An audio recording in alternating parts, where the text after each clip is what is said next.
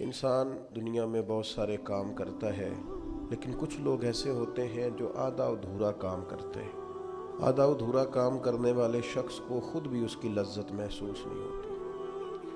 جب آپ کام کو پوری محبت سے کرتے ہیں اور آپ اپنے کام کا لطف لیتے ہیں اور آپ اپنے کام میں محو ہو جاتے ہیں، تو وہ آپ کا اپنا کام ہی آپ کو سکون اور اطمینان دینے لگتا ہے۔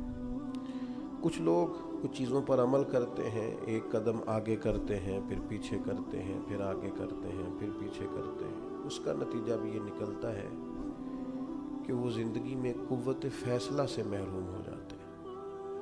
ان کو خود نہیں پتہ ہوتا کہ وہ کس راستے پہ چل رہے ہیں۔ دراصل انہوں نے کس منزل کا انتخاب کیا ہے، کون سی سڑک انہیں پکڑنی ہے، کس طرف انہیں جانا ہے۔ تاریخ انسانیت میں، پھر اس کے بعد تاریخ اسلام میں کارہائے نمایاں صرف ان لوگوں نے سر انجام دیے ہیں جن لوگوں نے کسی منزل کا تعین کیا، پھر دھوپ بھی آتی رہی، رستے میں تکلیفیں بھی آتی رہیں، پھر بہت سارے معاملات میں گھٹن بھی محسوس ہوئی، لیکن انہوں نے طے کیا تو پھر ادھر ادھر نہیں دیکھا، جد و جہد سے اپنا سفر جاری رکھا۔ ان لوگوں پورے طور پر کسی رنگ میں وہ رنگ گئے، پورے طور پر اس کا انہوں نے ذائقہ محسوس کیا، اس کی انہیں لذت آئی۔ حضرت ابوبکر صدیق رضی اللہ تعالیٰ عنہ ان لوگوں میں سے تھے جو زمانے کی نبض دیکھ کر یا زمانے کے حالات دیکھ کر فیصلہ نہیں کرتے تھے۔ کچھ لوگوں کا مزاج ہوتا ہے، کچھ کسی جگہ رش دیکھتے ہیں یا حالات دیکھتے ہیں تو اس طرح کی بات کرنی شروع کر دیتے ہیں۔ حضرت ابوبکر صدیق رضی اللہ تعالیٰ عنہ اپنے قبیلے کے سردار تھے، تجارت کرتے تھے، اور وسیع آپ کا حلقہ احباب تھا، اور حلقہ احباب میں امیر لوگ تھے۔ جس طرح کا انسان خود ہوتا ہے اس طرح کی اس کی دوستی ہوتی ہے۔ آپ کے دوستوں میں شامل ہے حضرت عثمان غنی، آپ کا قریبی دوستانہ تھا حضرت عبد الرحمن ابن عوف سے، جو صحابہ میں سب سے زیادہ امیر ہے۔ آپ کے قریبی دوست تھے حضرت سعید بن زید، یہ آپ کے قریب کے لوگ تھے، حضرت طلحہ بن عبید اللہ۔ حضرت صدیق اکبر معاشرے کے اندر ایک نہایت سنجیدہ، سمجھدار، معاملہ فہم اور مدبر شمار کیے جاتے تھے۔ ایسا نہیں کہ کوئی جذباتی فیصلہ کرنے والا آدمی۔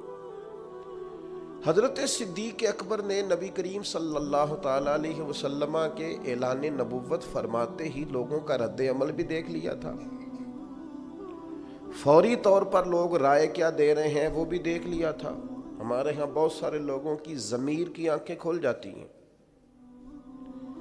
شعور کی نہیں کھولتے، سلا دیتے ہیں، کہتے ہیں ابھی حالات ٹھیک نہیں، حالانکہ ضمیر جاگ جاتا ہے، آنکھیں نہیں کھولتے۔ حضرت صدیق اکبر کو جب پتہ چل گیا محبوب سچے ہیں، تو پھر انہوں نے امت کو یہ اپنے عمل سے پیغام دیا ہے کہ ایمان، عشق، محبت، غلامی یہ جمہوری نہیں ہوتی کہ سارے کریں گے تو پھر میں کروں گا۔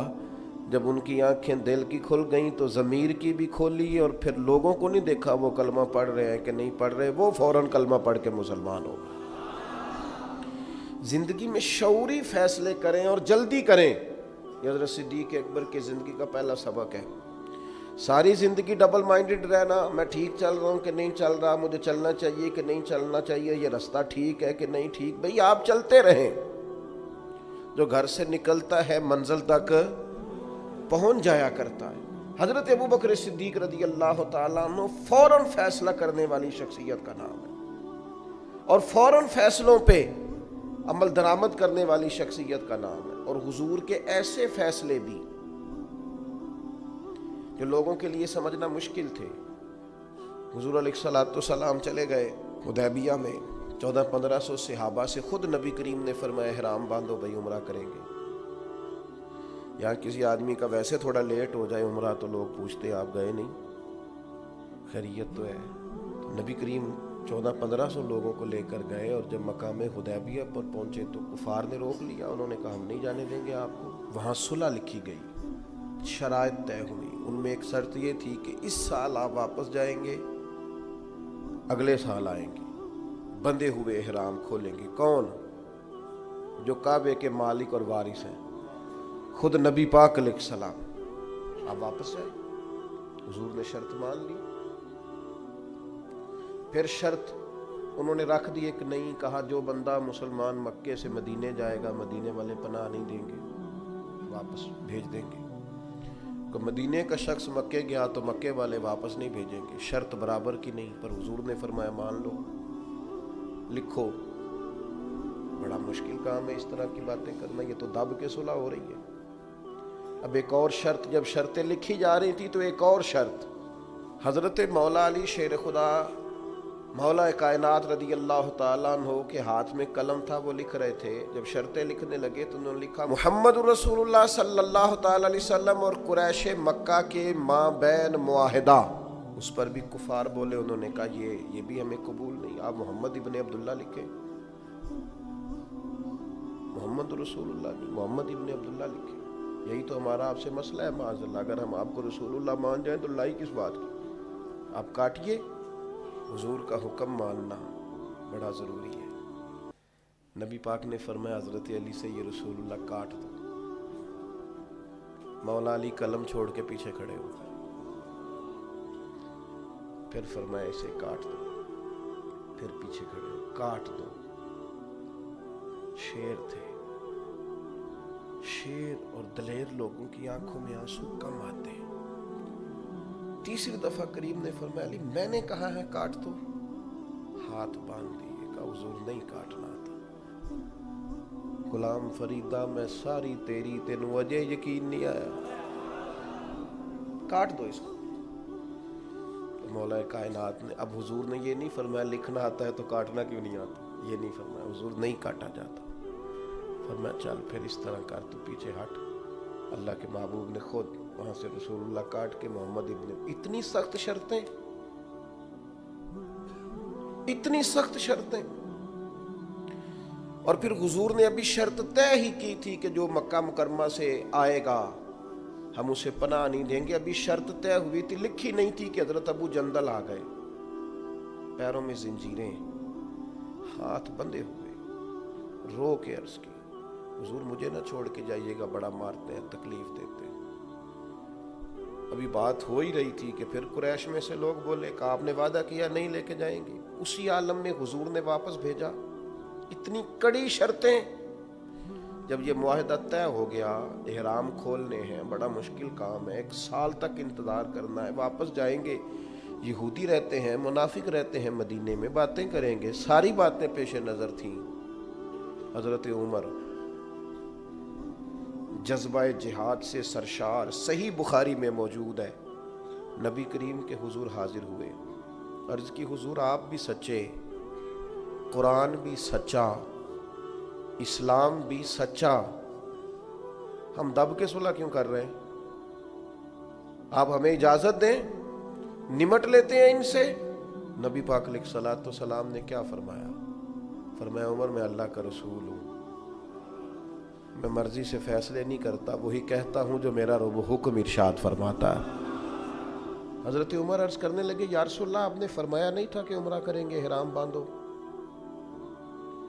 تو حضور فرمانے لگے کہا تھا عمرہ کریں گے، یہ تھوڑی کہا تھا اسی سال ہی کریں گے، کریں گے نا عمرہ، ہوگا عمرہ۔ حضرت فاروق اعظم کہتے ہیں میں حضور کی بارگاہ سے نکل آیا، لیکن وہ کافروں نے نبی پاک کو ان سخت شرائط میں منایا تھا، تو مجھے جذبہ جہاد، ولولہ، دبدبا اور مزاج کے اندر وہ جو بار بار میرے چیز پیدا ہو رہی تھی کہ ہم 313 تھے تو ان کے چھکے چھڑا دیے، اب تو ہم ہزاروں میں ہیں، کریم حکم تو کریں۔ فرماتے ہیں میں وہاں سے تھوڑا پیچھے گیا تو حضرت ابو بکر صدیق موجود تھے، میں نے کہا ابو بکر حضور بھی سچے، وہی باتیں جو حضور سے کی تھی، ابو بکر صدیق نبی پاک بھی سچے، قرآن بھی سچا، اسلام بھی سچا، تو ہم دب کے صلح کیوں کریں؟ تو فرماتے ہیں کہ حضرت صدیق اکبر نے مجھے ایسے مزاج شناسہ ہیں نبی پاک کے، وہی جواب دیا جو حضور نے دیا تھا، کہنے لگے عمر تجھے تیری ماں روئے، وہ اللہ کے رسول ہیں، وہ مرضی سے فیصلہ نہیں کرتے، وہی فرماتے ہیں جو رب انہیں حکم ارشاد فرماتا ہے۔ وہی بات حضرت صدیق نے کر دی، تو ارشاد فرمانے لگے، میں نے فوراً پھر وہی جملہ دہرایا جو حضور کے سامنے، میں نے کہا ابو بکر کریم نے فرمایا نہیں تھا عمرہ کریں گے، احرام باندھو؟ تو حضرت صدیق اکبر کہنے لگے کہا تھا محبوب نے، فرمایا تھا، پر یہ تو نہیں نہ فرمایا تھا کہ اسی سال ہی کریں گے۔ حضرت سیدنا عمر فاروق فرماتے میں پیچھے، بخاری میں موجود ہے، فرماتے میں پیچھے ہٹ گیا، تھوڑی دیر کے بعد جب میرا مزاج نارمل ہوا، طبیعت ٹھنڈی ہوئی، تو باقی تو باتیں میں نے سوچی تھی، میں سوچنے لگا ابو بکر صدیق کا ایمان کتنا طاقتور ہے، کتنا مضبوط ہے، کتنے شناس۔ ایک ہوتا ہے حکم، ایک ہوتی ہے مرضی۔ کچھ لوگ کہتے ہیں جی وہ میں نے پوچھا تھا، حضرت صاحب نے مجھے کہا تھا آپ جائیں، یہ حکم ہے بھائی، مرضی بھی تو پوچھ، مرضی کیا ہے؟ یہ جو کہ ہمارا دور دلیل کا ہے، دلیل دے دوں۔ ایک حکم ہوتا ہے، ایک رضا ہوتی ہے، ان میں فرق ہے۔ حضور نے فرمایا طلاق دینا جائز ہے، رضا نہیں اللہ کی، پسند نہیں اللہ کو، جائز ہے پر پسند، یہ فرق ہوتا ہے۔ ایک چیز یہ ہے کہ اس کی اجازت ہے، ایک یہ ہے کہ وہ پسند، ان میں فرق ہے۔ حضرت ابوبکر صدیق رضی اللہ تعالیٰ عنہ کا کمال یہ ہے کہ وہ نبی پاک کی رضا کو جان گئے تھے۔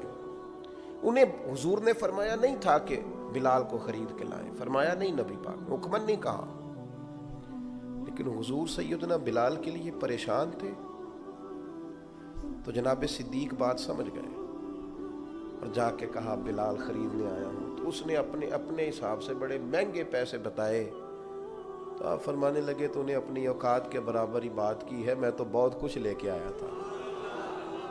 اس نے کہا تاجر آدمی ہو، تاجر بندے تو اس طرح کے کام نہیں کرتے۔ فرمایا تم ہمیں سمجھے نہیں نا ابھی تک، یہ جو مرضی کو سمجھ لینا ہے نا، رضا کو۔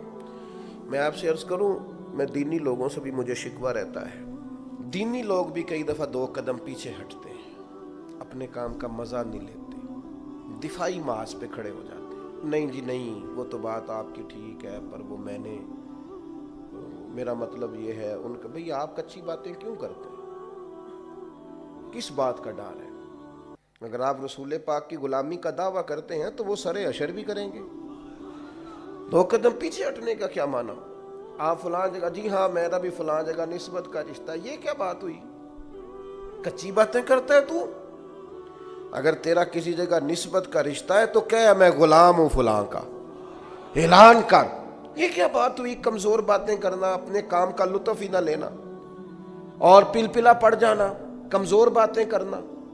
ایک سرکاری نشست تھی، ایک دفعہ مجھے دعوت دے لی گئی، اس میں کچھ اور فکر کے لوگ بھی موجود تھے، تو ایک صاحب نے مجھے کہا کہ نظریاتی طور پر اب وقت آ نہیں گیا کہ کچھ چیزوں کو طے کر لیا جائے، اور میں نے کہا کسی کو گالی تو پہلے بھی نہیں دیتے، مزاج ہی نہیں ہے، برا تو پہلے بھی نہیں کہتے، اپنا کام کر رہے ہیں، نہیں اگر تھوڑی سی۔ میں نے کہا ایک بات بڑی پکی ہے، مضبوط ہے، ہم نے دعا مانگی ہے کہ ہماری آنے والی نسلوں میں بھی مالک وہ بچہ پیدا کرنا جو یا رسول اللہ کہنے والا۔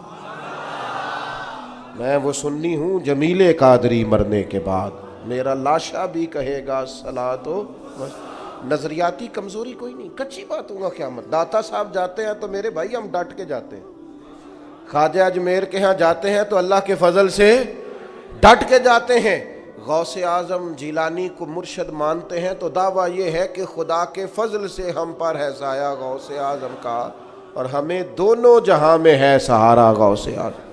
کمزور نہیں، اپنی زندگی کو نظریاتی بنائیں، اپنی زندگی میں کچھ چیزوں کو طے کریں، اور اس رنگ میں نہ پوری طرح، یعنی کوئی دیکھ کے پوچھ لے آپ سے کہ آپ فلاں کے شاگرد ہیں، کوئی آپ کی بات سن کے پوچھ لے فلاں سے بیعت ہیں آپ کی شخصی، یعنی تیری تصویر میں وہ رنگ بھرے ہیں میں نے، لوگ دیکھیں گے تجھے پر پہچانیں گے مجھے۔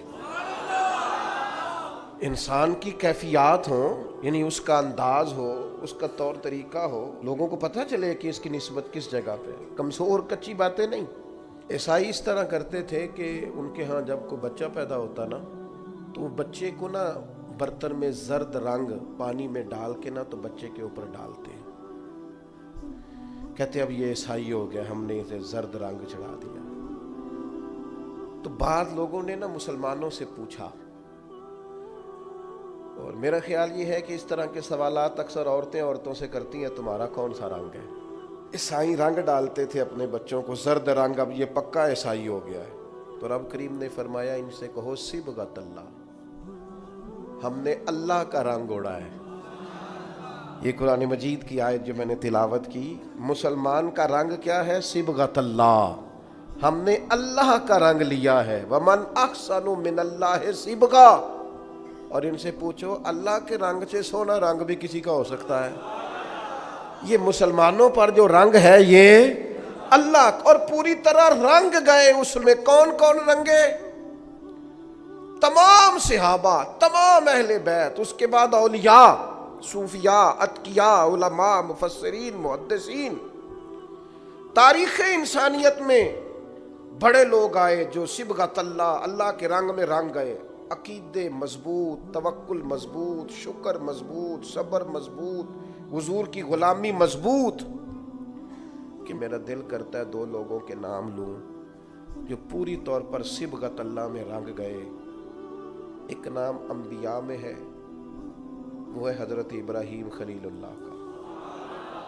واتخذ اللہ ابراہیم خلیلا، میں نے جناب ابراہیم علیہ السلام کو اپنا خلیل بنا لیا۔ اور کیسے بنایا؟ وَإِذِ ابْتَلَىٰ إِبْرَاهِيمَ رَبُّهُ بِكَلِمَاتٍ فَأَتَمَّهُنَّ قَالَ إِنِّي جَاعِلُكَ لِلنَّاسِ إِمَامًا۔ رب فرماتا ہے میں نے بعض باتوں میں جناب ابراہیم کو آزمایا، میں نے امتحان لیا۔ یاری تیری سونا تے آزمائشاں تیریاں اگ، سونا پرکھیا جامدائی پہلو نال اگاں دے لگ۔ اللہ فرماتے ہیں میں نے ان سے امتحان لیا، فَأَتَمَّهُنَّ، پھر امتحان لینے والا فرماتا ہے وہ میرے امتحان پہ پورے اترے۔ قَالَ إِنِّي جَاعِلُكَ لِلنَّاسِ إِمَامًا، فرمایا ابراہیم اب میں آپ کو لوگوں کا امام بنانے والا ہوں۔ حضرت ابراہیم انبیاء میں اور امت مسلمہ میں جس نے پورا رنگ پوری طرح اوڑھا ہے نا اللہ کا رنگ، وہ حضرت ابوبکر صدیق، پوری طرح صبغۃ اللہ۔ نبی پاک علیہ السلام نے فرمایا جنتیوں کی 360 نشانیاں ہیں، کسی میں ایک بھی پائی جائے نا تو وہ جنتی ہے۔ حضرت صدیق اکبر دھیمے بڑے تھے، بات بڑی آہستگی سے کرتے تھے، لہجہ بڑا بردباری والا تھا۔ دھیمے سے انداز میں عرض کی حضور غلام میں بھی کوئی 360 میں سے ایک آدھ پائی جاتی ہے؟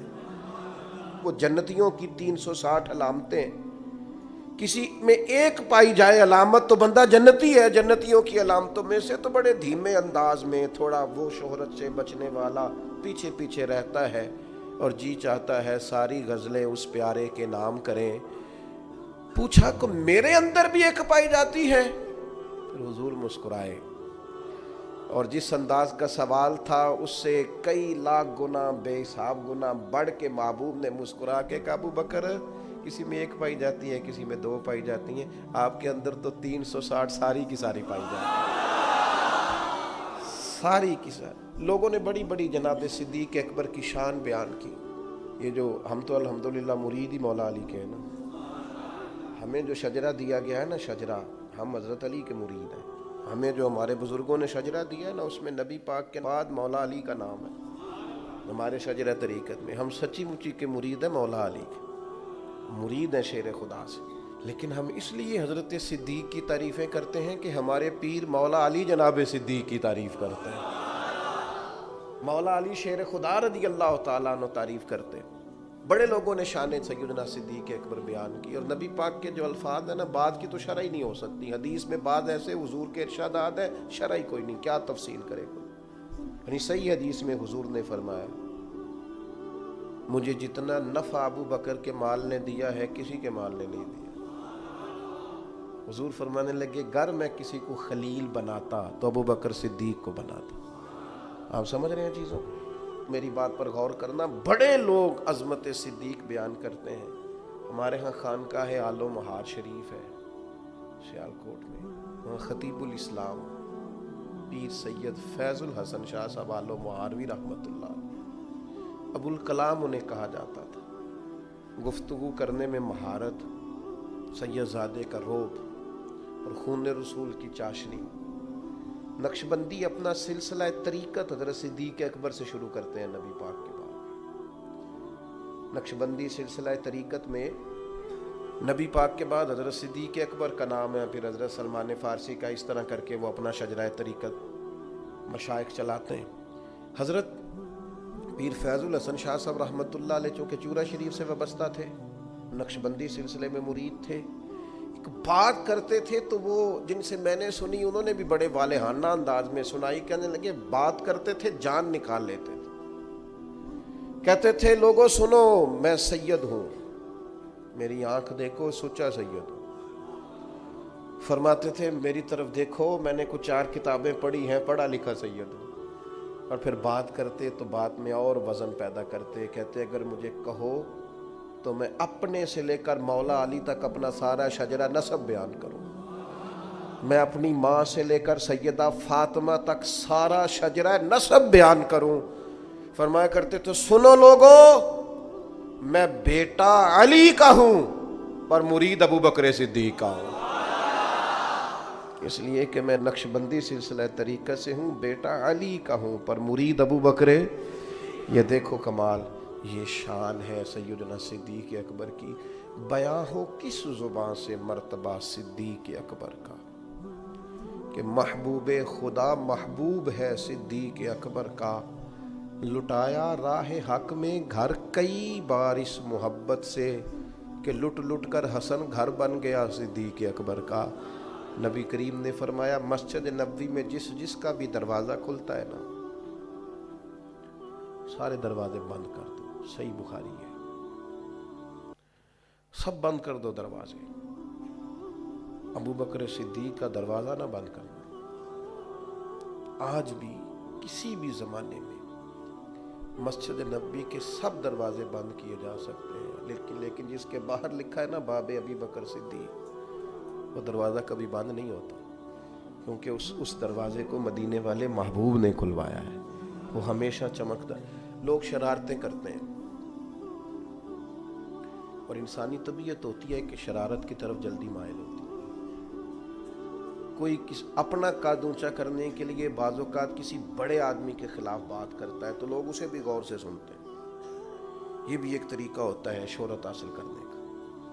یہ جب بھی آپ کو کوئی شخص نظر آئے نا صحابہ میں سے، اہل بیت میں سے کسی کے بارے میں کچی بات کرتا، تو سمجھو بیچارہ کمزور ہے، یہ بیچارہ نہ کسی نفسیاتی الجھن کا شکار ہے، اپنا قد اونچا کرنے کے لیے کسی بڑے کے بارے میں بات کر رہا ہے۔ اس طرح قد اونچے نہیں ہوتے۔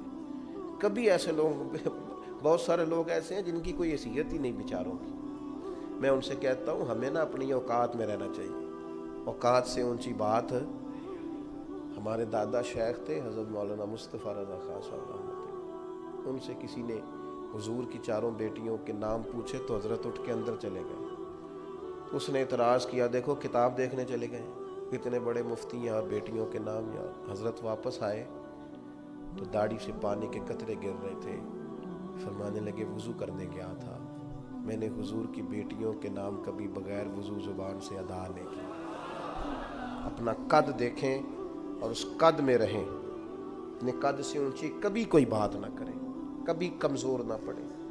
اور میں آپ کو ایک بطور نصیحت بات کرتا ہوں اپنے سنگیوں کو، جہاں دینی لوگوں پر بحث ہو رہی ہو نا، کسی جگہ پہ کوئی کسی صحابی کے بارے میں کسی قسم کی کوئی بحث کوئی بندہ بھی چھیڑے، اپنے کان پوری طرح بند کر لو، اور ایسے کسی آدمی کی کسی شرارت کا شکار قطعاً نہیں ہونا۔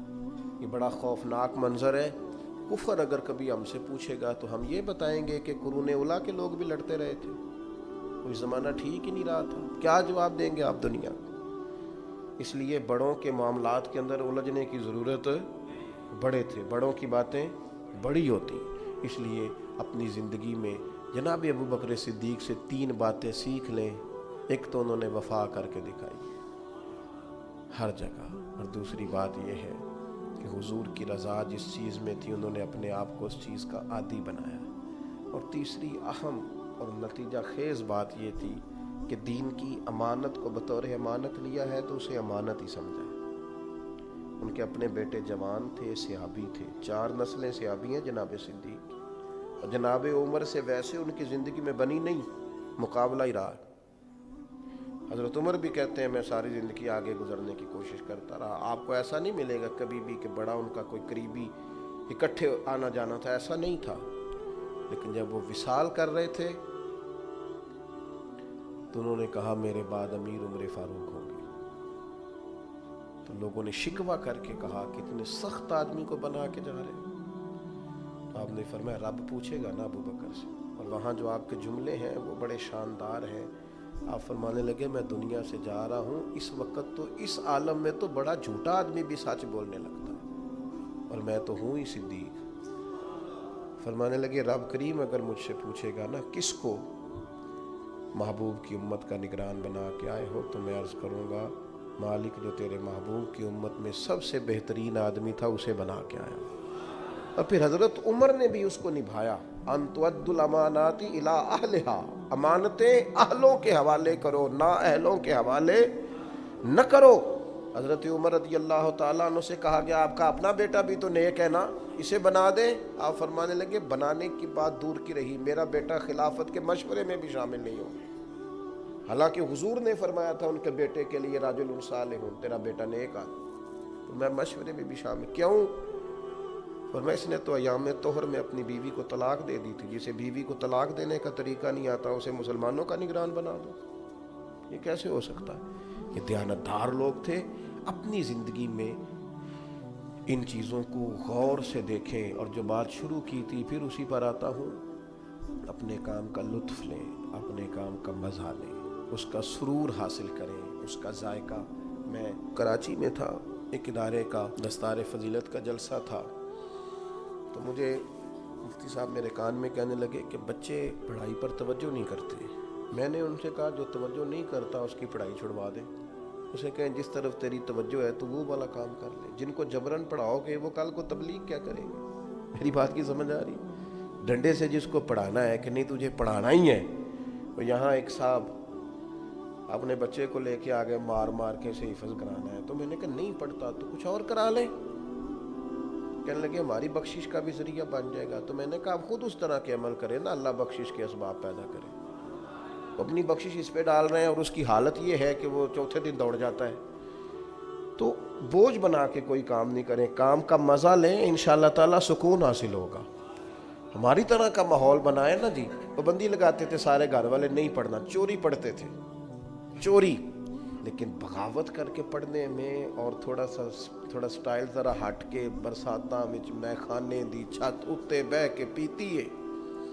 मैं पहला वाह नारिंदा तो जिन्ना खुली बगावत कीती है। मुनाफका हार ना चाया पार मुसल्ले दाना पढ़ी कदे ना नीति है।